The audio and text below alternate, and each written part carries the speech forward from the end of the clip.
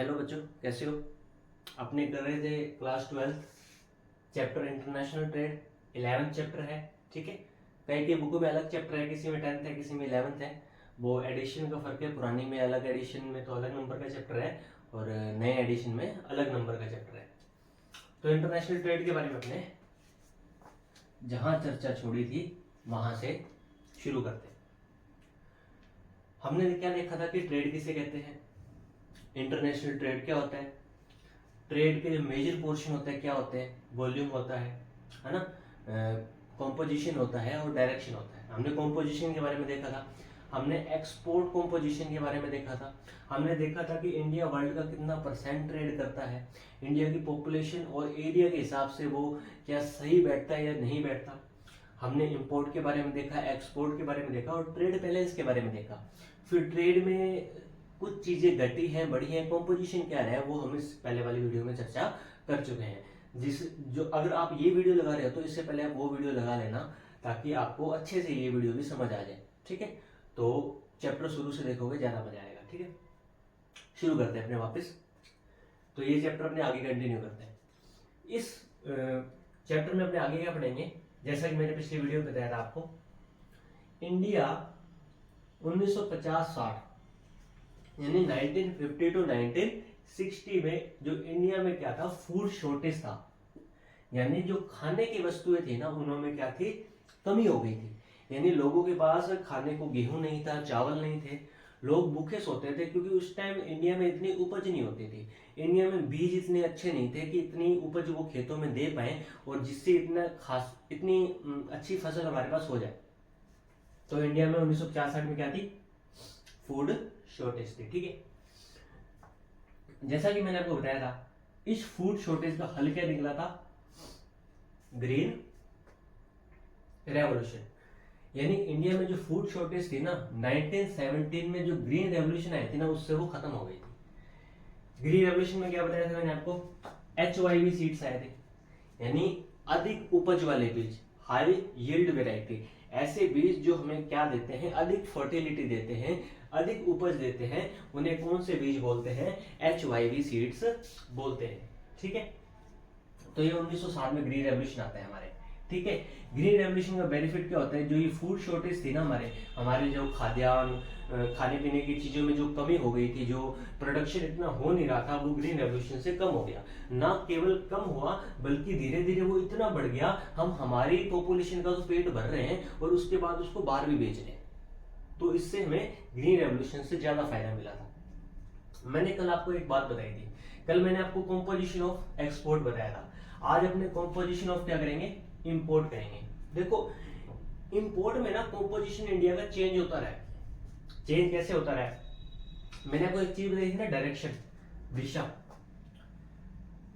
जैसे ये direction of trade, direction of trade जो है ना, अगर सिर्फ अपने इंपोर्ट की बात करें तो वो चेंज हो रही है। कैसे चेंज हो रही है, पहले हम ज्यादातर किन चीजों का इंपोर्ट करते थे, फूड का। क्यों, क्योंकि फूड की कमी थी। लेकिन जैसे ग्रीन रेवोल्यूशन आ गया तो फूड की कमी पूरी हो गई। अब हम फूड का क्या करने लगे, एक्सपोर्ट करने लगे। तो अब उतना फूड का इंपोर्ट थोड़ी करेंगे। लेकिन अब किन चीजों का इंपोर्ट होने लगा, अब होने लगा पेट्रोलियम का, फर्टिलाइजर का, एडिबल ऑयल का। एडिबल ऑयल यानी जो खाद्य तेल होते हैं ना, जो खाने वाले तेल, खाद्य तेल, जिन्हें क्या बोलते हैं अपने, एडिबल ऑयल बोलते हैं, यानी जिसे हम खा सकते हैं। तो इंपोर्ट में क्या चेंज आया भाई, 1950-60 में हम खाने की चीजें खरीद रहे हैं बाहर से, अमेरिका से, इन बड़ी बड़ी कंट्री से खाने की चीजें खरीद रहे हैं। लेकिन हमारे यहाँ HYV सीड्स के बाद, ग्रीन रेवोल्यूशन के बाद सब कुछ होने लग गया। तो अब खाने की चीज ना खरीद के हम क्या खरीद रहे हैं, हम पेट्रोल खरीद रहे हैं। क्योंकि जनसंख्या बढ़ गई, पॉपुलेशन बढ़ गई, साधन बढ़ गए, कारें बढ़ गई, जीपें बढ़ गई। फर्टिलाइजर खरीद रहे हैं भाई। जो HYV सीड्स आए, HYV सीड्स का बहुत ही बड़ा नुकसान था कि ये इनको पानी ज्यादा लगता था। पानी के साथ साथ इनको फर्टिलाइजर यानी उर्वरक भी ज्यादा लगते थे खेत में, तभी वो उपज देते थे। तो फर्टिलाइजर का इंपोर्ट बढ़ गया। एडिबल ऑयल यानी खाद्य तेलों का इंपोर्ट बढ़ गया। खाद्य तेलों का इंपोर्ट क्यों बढ़ गया, क्योंकि पॉपुलेशन बढ़ गई। तो ये सारा का सारा इंपोर्ट शिफ्ट हो गया। कहां से शिफ्ट हो गया, खाने वाली चीजों से दूसरी चीजों की ओर शिफ्ट हो गया।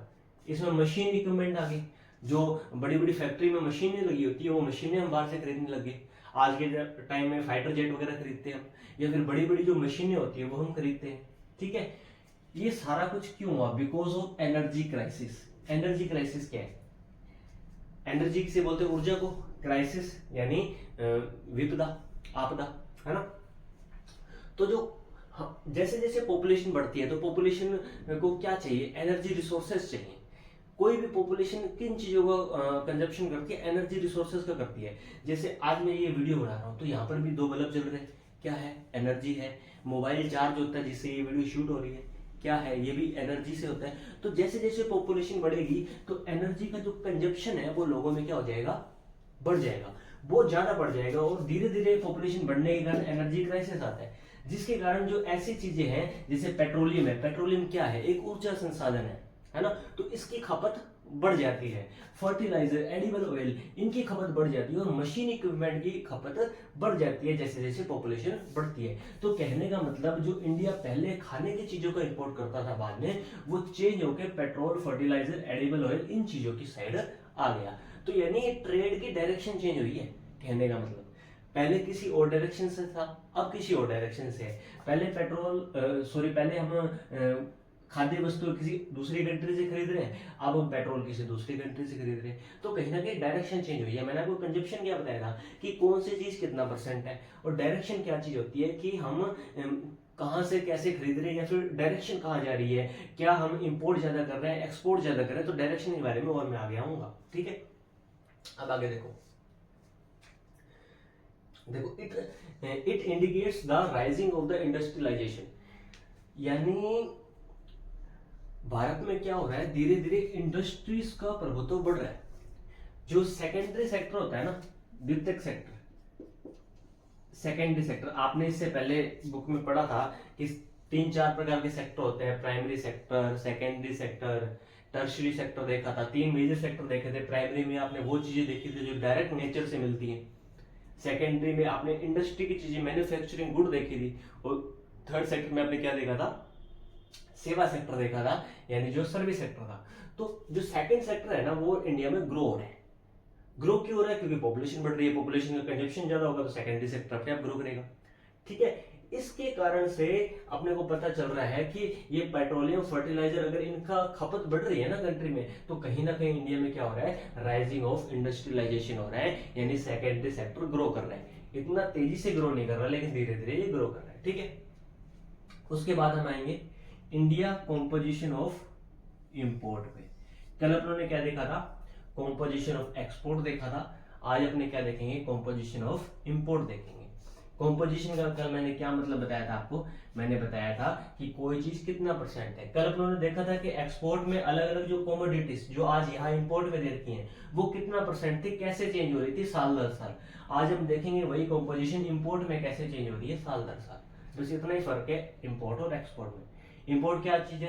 क्या चीज थी कि हम किसी चीज को बाहर से जब लेते हैं तो उसके लिए हमें कुछ पे करना पड़ता है, तो हमने क्या किया? इंपोर्ट किया है। अगर हम कोई चीज बाहर बेचते हैं तो हमने क्या किया? एक्सपोर्ट किया है। और अगर इंपोर्ट और एक्सपोर्ट का डिफरेंस निकालते हैं तो वो क्या होता है? बैलेंस ऑफ ट्रेड होता है, ठीक है। तो वही चीज पे आ जाओ, कॉमोडिटीज पे आ जाओ, वस्तुओं पे आ जाओ। अलग अलग सालों की इसमें दे रखी है। जो डाटा दे रखा है वो 2009 से 2017 का डाटा इसमें दे रखा है, ठीक है। तो इसमें सबसे पहले हमने बात करते हैं फूड एंड एलाइड प्रोडक्ट्स की, यानी जो खाद्य वस्तु है, जो खाने पीने की वस्तु थी, उसका इंपोर्ट में क्या फर्क है। तो वही बात है, ये जो सारा का डाटा दे रखे हैं किसमें है? परसेंटेज में। अगर टोटल हमारा जो इंपोर्ट है वो 100% का होता है ना, तो उनमें से इतना इतना % ये सारी सारी कमोडिटी इस साल में ऐसे करके देख रहे हैं, ठीक है अपने। जैसे फूड एंड एलाइड प्रोडक्ट्स है, 2009-10 में ये 100% का कितना था? 3.7%। फिर 2.9 हो गया, फिर 5.1 हो गया, फिर 5.6 हो गया। यानी हल्का सा इसमें राइज देखने को मिला है, ये हल्का सा बढ़ा है, ज्यादा फर्क नहीं है, हल्का सा बढ़ा है। उसके बाद फ्यूल, यानी जिसमें कोयला भी आ गया और पेट्रोलियम भी आ गया। फ्यूल यानी ईंधन को बोलते हैं, इसमें कोयला पेट्रोलियम दोनों चीजें आ जाती हैं। तो आप खुद ही देखो कि फ्यूल का कंजप्शन जो इंपोर्ट में है सबसे ज्यादा होता है, ये 33, 31, 25, 26% आता है। बाकी चीजों का इतना नहीं है। बाकी तो कैपिटल गुड्स थोड़ी ठीक है, लेकिन ये बाकी चीजें कम है, ठीक है। तो इसका जो फ्यूल का जो कंजप्शन है वो सबसे ज्यादा होता है। अगर इनकी परसेंटेज की बात करें तो 2009-10 में ये 100% का 33.2 था, फिर 31.3 हुआ, 25.4 हुआ और 26.7 हुआ। अब आप कहोगे सर फ्यूल, आप तो कह रहे हो सर फ्यूल जो है वो उसकी खपत बढ़ रही है, लेकिन इंपोर्ट में तो इसका परसेंटेज लगातार कम हो रहा है। तो ये परसेंटेज तो कम हो रहा है लेकिन इसकी मात्रा तो बढ़ रही है।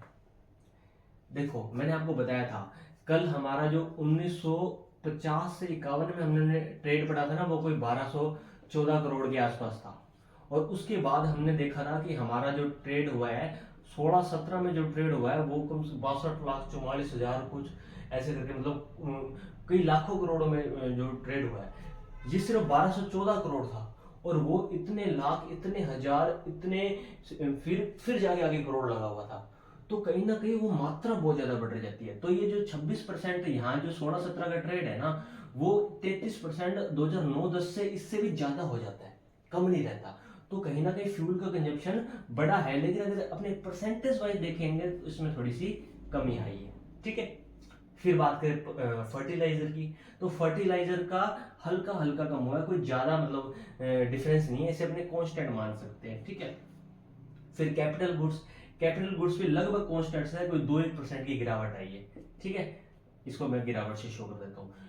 इसकी गिरावट बेसिकली इसलिए आई है क्योंकि कैपिटल गुड्स क्या होती है, पूंजीगत वस्तुएं होती हैं, यानी जैसे मशीन वगैरह जो फैक्ट्री में यूज होती है ना, उससे अपने कैपिटल गुड्स के अंदर रख सकते हैं। ये ट्रैक्टर, कारें वगैरह ये सब क्या है, कैपिटल गुड्स है।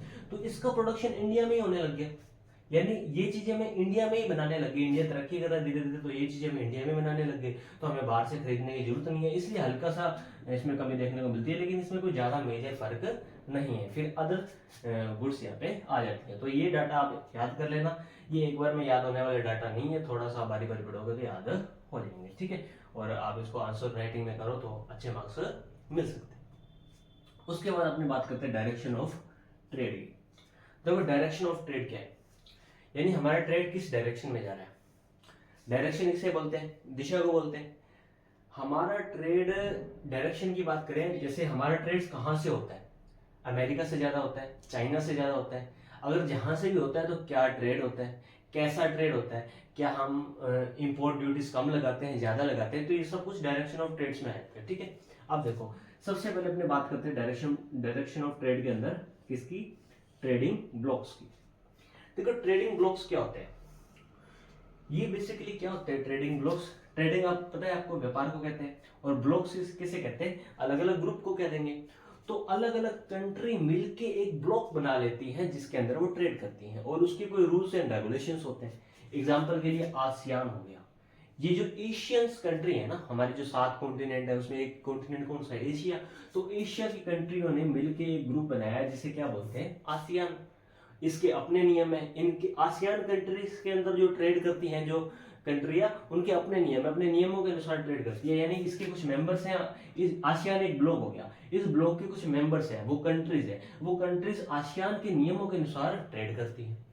ऐसे ओएनजीसी हो गया, ओएनजीसी एक ग्रुप है जो बेसिकली ऑयल एक्सपोर्ट कंट्रीज होती है ना, उनका एक ग्रुप है। तो उसके अंदर जो व्यापार होता है वो ओएनजीसी के नियमों के तहत होता है। जैसे एक एसोसिएशन नहीं बनती, उस एसोसिएशन के अपने नियम होते हैं और सारे मेंबर उसको फॉलो करते हैं। बिल्कुल ऐसी आसियान एक एसोसिएशन है जिसके अंदर कुछ ट्रेड के नियम है। ओएनजीसी एक एसोसिएशन हो गया जिसके ट्रेड के कुछ नियम हो गए। ऐसी साफ्टा एक एसोसिएशन हो गया जिसके ट्रेड के कुछ नियम हो गए। तो अलग अलग ट्रेडिंग ब्लॉक्स भी बनाती हैं कंट्रीज जिसके अंदर वो ट्रेड करती है। तो ये भी कहीं ना कहीं डायरेक्शन ऑफ ट्रेड में आ जाएगा। डायरेक्शन ऑफ ट्रेड में कैसे आएगा, ये सारे जो ग्रुप बनते हैं ना, बेसिकली ये क्यों बनते हैं, क्योंकि कई बार क्या होता है ना, व्यापार में दिक्कतें आती हैं, ट्रेड में दिक्कतें आती हैं। दिक्कतें कैसे आती हैं, कोई कंट्री कोई चीज खरीदना चाहती है लेकिन दूसरी कंट्री उसको बेचना नहीं चाहती, तो क्या करे, उसे कहीं से कोई चीज मिल नहीं रही, अगर मिल रही है तो उसे ज्यादा पैसा देना पड़ रहा है। तो ये जब नियम बनाते हैं ना ग्रुप में, तो ऐसे नियमों का एक सौदा होता है कि अगर उनके बीच में एमओयू यानी मेमोरेंडम ऑफ अंडरस्टैंडिंग साइन हो जाता है, और ये साइन हो जाता है ना, तो वो ट्रेड कुछ सालों तक करना ही पड़ता है कुछ नियमों के तहत।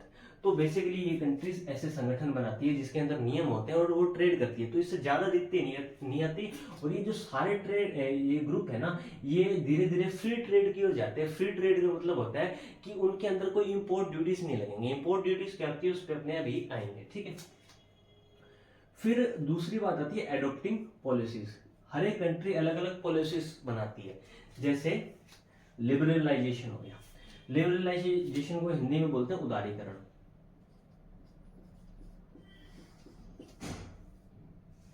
लिबरलाइजेशन का मतलब क्या होता है कि उदारीकरण, उदारीकरण यानी चीजों को आसान बनाना। कैसे? जैसे कोई भी कंट्री है, कोई भी कंट्री क्या करती है, चीजों का इंपोर्ट और एक्सपोर्ट करती है, यानी कुछ चीजों खरीदती है और बेचती है। तो खरीदने और बेचने के ना कुछ नियम होते हैं, उन नियम को जितना आसान बनाएंगे ना, अपने बोलेंगे अपने क्या किया है, लिबरलाइजेशन किया है, यानी उन नियमों का सरलीकरण या बोले तो उदारीकरण किया है। ठीक है। अब कोई भी कंट्री है वो रिडक्शन ऑफ इंपोर्ट ड्यूटीज करती है, यानी कुछ चीजें खरीदते हैं और बेचते हैं, उसमें क्या लगता है, टैक्स लगता है, टैक्स, है ना। कोई भी जैसे बाहर से अगर अपने कोई भी जैसे बाइक्स हैं या फिर कार्स हैं, वो अपने बाहर से खरीदते हैं, तो अपने टैक्स, वो जो कंपनी है ना, जो भी कंपनी यहाँ अपने प्रोडक्ट बेचेगी इंडिया में, वो कुछ इंडिया को टैक्स पे करेगी। व्यापार करने के लिए वो क्या करती है, टैक्स पे करती है। तो हम उस टैक्स के नियमों को आसान बना देती है कोई कंट्री। यानी जैसे एप्पल है, अब एप्पल कंपनी को इंडिया में कुछ जो है ना फोन बेचने हैं, तो उसको यहाँ पर या तो प्लांट लगाना पड़ेगा, या वैसे ही वो बल्क में फोन या भेजेगी ना, तो इंडिया उस एप्पल कंपनी में क्या लगाएगा, टैक्स लगाएगा, जिससे वो कंपनी सोचती है कि मैं इंडिया में ना हूँ, किसी और कंट्री में चले जाऊँ। तो इन टैक्स नियमों को जब हम आसान बना देते हैं ना, तो इसका मतलब क्या होता है, हमने क्या किया है, उदारीकरण यानी लिबरलाइजेशन किया है। और इंडिया में ये लिबरलाइजेशन बहुत ही ज्यादा तौर पे हुआ था, कब, 1991 में, जिसे एलपीजी रिफॉर्म्स कहा जाता है। यानी इसमें एक लिबरलाइजेशन हुआ था, एक प्राइवेटाइजेशन हुआ था और एक ग्लोबलाइजेशन हुआ था, यानी उदारीकरण, निजीकरण और वैश्वीकरण।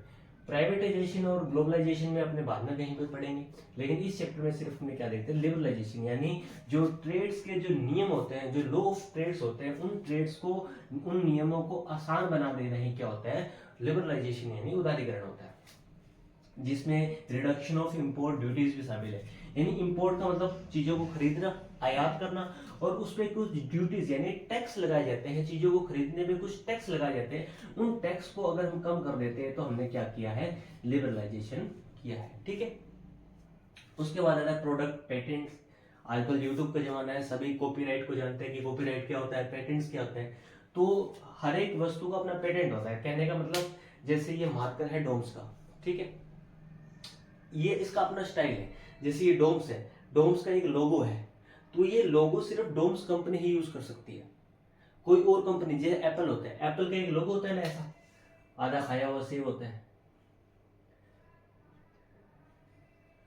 ऐसे करके एप्पल का लोगो होता है। तो ये एप्पल का लोगो सिर्फ एप्पल कंपनी यूज करती है, कोई और कंपनी इसका यूज नहीं कर सकती। जैसे एडिडास का एक लोगो होता है, बिस्लरी पानी की बोतल आती है, उसका बिस्लरी एक नाम, एक लोगो है, उसका वो क्या करती है, वो पेटेंट करवा लेती है, फिर ये 20 साल तक, 25 साल तक ये पेटेंट होता है, और इतने साल के बाद उसको, उस कंपनी को दोबारा रिन्यू करवाना पड़ता है, दोबारा इसको आगे 20 साल के लिए एक्सटेंड करवाना पड़ता है। तो कोई भी कंपनी अपने प्रोडक्ट्स पर पेटेंट करवाती है।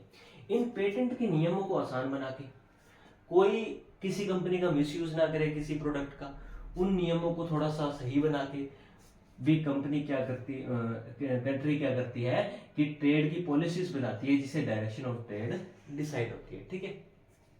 उसके बाद देखो, India aims to double share in the international trade within the next 5 year. India का ये एम्स यानी गोल है, वो अगले 5 सालों में अपने ट्रेड को डबल करेगा। यानी ट्रेड कितना हो रहा है, इंडिया टोटल वर्ल्ड का कितना 1% ट्रेड कर रहा है, मैंने आपको बताया था। नेक्स्ट 5 ईयर में इंडिया इसको 2% करना चाहता है।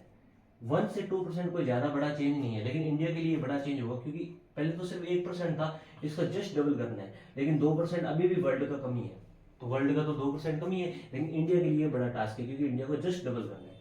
तो ये कुछ पॉलिसीज होती है जो डायरेक्शन ऑफ ट्रेड, यानी ट्रेड की डायरेक्शन को डिसाइड करती है कि फ्यूचर में हमारा ट्रेड क्या होगा, हम इंपोर्ट करेंगे ज्यादा या एक्सपोर्ट करेंगे। ट्रेड, जो ट्रेड बैलेंस होगा वो नेगेटिव में होगा, पॉजिटिव में होगा। तो ये सब कुछ किस में आता है, डायरेक्शन ऑफ ट्रेड में आ जाता है। ठीक है। उसके बाद अपने देखें trade by sea and air routes. देखो इंडिया में सी रूट से और ए रूट से बहुत ट्रेड होता है।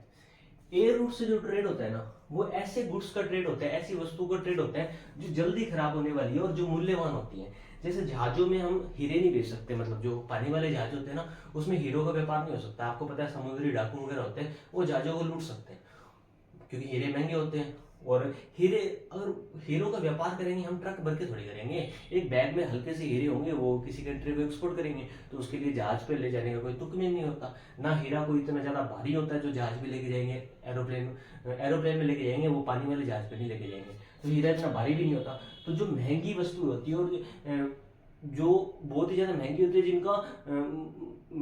जिसकी डकैती होने का खतरा रहता है, ठीक है, और जो जल्दी खराब हो सकती है, उनका अपने ऐसे साधनों से ट्रेड करता है जो तेज होते हैं। तो हीरो का व्यापार कहाँ से, अपने एयर से ज़्यादा जल्दी प्रेफर करेंगे बगाए सी के। लेकिन सी यानी ये सबसे सस्ता साधन है, सबसे सस्ता साधन है सी रूट्स वाला। यानी यहाँ से ऐसा व्यापार होगा जो वस्तुएं मात्रा में ज्यादा होगी, क्वांटिटी में ज्यादा होगी, क्योंकि एरोप्लेन से लोहे का व्यापार नहीं हो सकता, एरोप्लेन नीचे गिर जाएगा। लेकिन जो पानी वाले जहाज है उससे लोहे का व्यापार होगा, क्योंकि लोहा भारी होता है, क्वांटिटी में ज्यादा होता है, लेकिन इतना महंगा नहीं होता। और कोई समुद्री डाकू आके हीरा चुराएगा, लोहा नहीं चुराएगा। तो सस्ती वस्तुएं या फिर ऐसी चीजें जो भारी होती है, क्वांटिटी में ज्यादा होती है, तो उनका व्यापार सी रूट से होता है। और जो क्वालिटी में ज्यादा होती है और जल्दी खराब हो सकती है, उनका व्यापार ए रूट से होता है। ठीक है, तो इस वीडियो में इतना ही। अगले वीडियो में अपने क्या करेंगे, जो डिफरेंट सी पोर्ट्स है, सी पोर्ट्स, नेक्स्ट वीडियो में अपने सी पोर्ट्स के बारे में पढ़ेंगे और उसके बाद ये चैप्टर फिनिश हो जाएगा। यानी 3 वीडियो में ये चैप्टर फिनिश हो जाएगा। इससे पहले वाली वीडियो आप देख लेना, उसके बाद ये वीडियो देखना, आपको क्लियर होगा। और नेक्स्ट वीडियो में अपने सी पोर्ट्स की बात करेंगे कि इंडिया में कौन कौन से सी पोर्ट्स है इंपॉर्टेंट है, जो जिनसे इंडिया व्यापार करता है। तो बाय बाय, टेक केयर, धन्यवाद, थैंक यू।